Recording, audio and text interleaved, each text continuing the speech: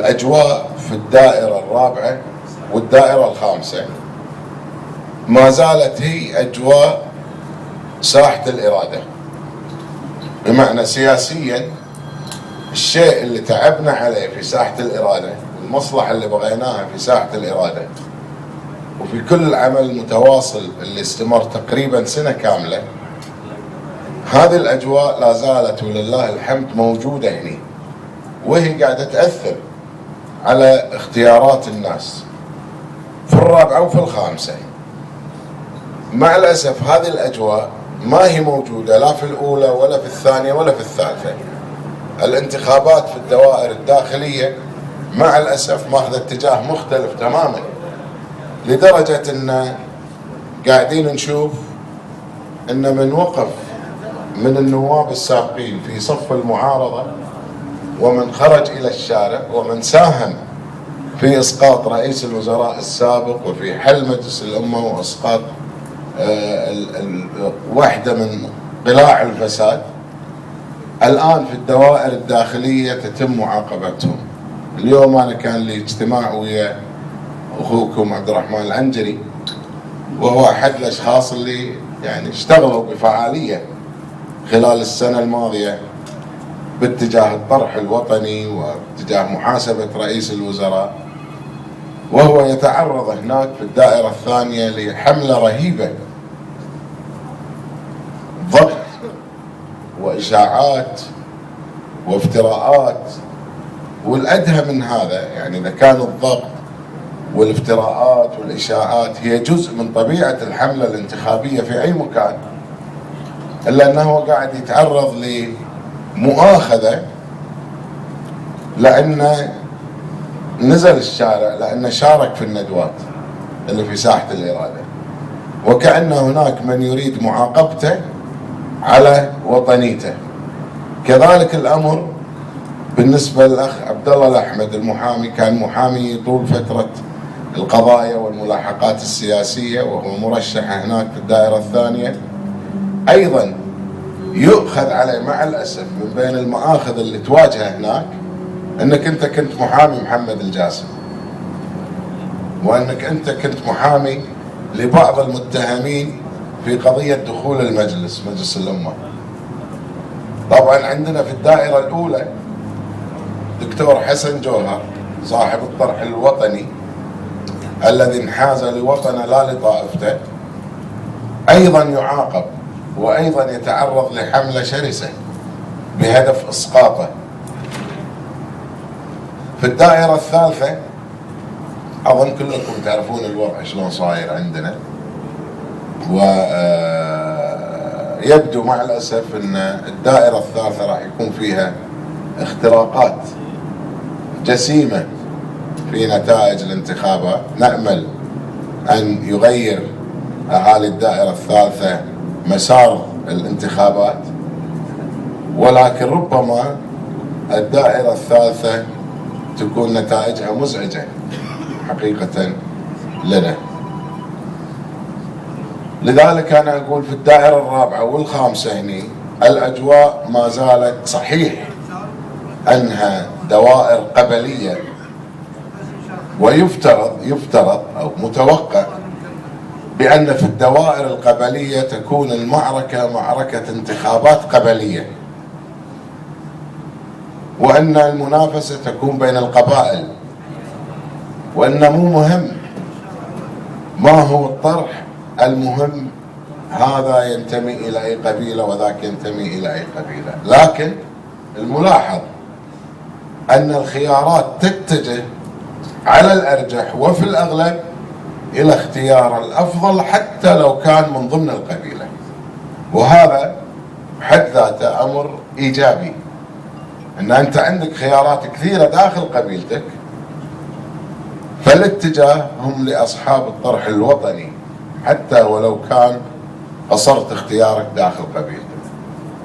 في هذه الدائرة طبعا هناك من مختلف القبائل أشخاص لهم طرح، ونتمنى، وانتم أدرى مني بوضع الدائرة وانتم متابعين مرشحينكم، لكن في النهاية يعني ما اقول جديد لما اقول لكم وانتم تنتخبون، ترى انتم تنتخبون حق الكويت مو للدائرة، مو للخامسة. ومثل ما قلت في ندوة اخوي مبارك الوعلان الاسبوع الماضي، اناشد الناخبين في الدائرة الرابعة، اقول لهم سدوا النقص اللي عندنا في الثالثة. الان الفرصة هني متاحة لفوز عدد اكبر من العناصر الوطنية. احنا نحتاج اللي انتم تنتخبونهم، لان عندنا مشاكل حقيقة في انتخاباتنا في الدوائر الداخلية. لذلك نعول على الدائرة الرابعة والخامسة في مخرجات الانتخابات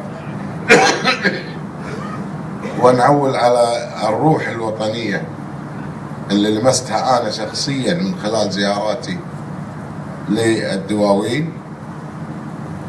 ويعني الأسماء يعني الأشخاص اللي مرشحين نفسهم تخليك تحتار من تختار في الدائرة الرابعة وفي الخامسة أيضا. في بعض الدوائر الأخرى ما توصل حتى إلى اختيار 3 أشخاص، ما تلقى حتى 3. في دائرتنا احنا الثالثة يعني ممكن نقول في 5، بس ما في أكثر من 5. شو تسوي مع الباقي؟ فيعني مثل ما قلت لكم مساعة ان احنا، انا شخصيا وانا متأكد في غيري نفس الشيء، نتطلع الى نتائج الانتخابات في هذه الدائرة، لعل وعسى تعوض النقص في الدوائر الاخرى حتى تتشكل عندنا جبهة داخل مجلس الأمة. والقصد ليس هو الاتجاه إلى التأزيم كما يقال. القصد والفكرة اللي في ذهني أنا، وربما أكون غلطان بس هي اجتهاد، نحن نبي على الأقل 25 نائب لديهم استعداد لتأييد الاستجواب. القضية ليست إن احنا نبي من النواب هال25 يروحون يستجوبون وكأن الاستجواب مطلوب لذاته، أو كأن الاستجواب لعبة، أو كأن هناك حالة عداء مع الحكومة، أو كأن نبحث عن عدم الاستقرار. لا، بالعكس، من خلال وجود 25 نائب يوافق على الاستجوابات ويؤيد الاستجوابات، سوف تدرك الحكومة أن أي انحراف وأي وزير ينحرف أو حتى رئيس الوزراء ينحرف يعرف مقدما إن أكو 25 نائب مستعدين يصوتون على سحب الثقة منه، وبالنسبة لرئيس الوزراء يعرف إن أكو 25 نائب مستعدين يصوتون على عدم التعاون معه. لذلك وجود ال25 لن يترك المجال للحكومة للانحراف، ولن نحتاج للاستجوابات بالتالي، وهكذا يتحقق الاستقرار. إذا أدركت الحكومة أن في 25 ممكن يوقفون ضدها، الحكومة تمشيها على الصراط المستقيم. رئيس الوزراء يبي يثبت كفاءته ويبي يستمر، والوزراء ما حد فيهم يبي يستجوب ويطلع. لذلك يتحقق التوازن المطلوب داخل مجلس الأمة، وتتاح الفرصة فعلا لإنجاز التنمية والمشروعات التنموية ومراجعة القوانين ذات الأهمية. وعندنا جملة من القوانين تحتاج إلى تطوير المتصل منها بالقضاء وغير القضاء. فلذلك اختياركم في هذه الدائرة ينعكس حتما على مستقبل الكويت.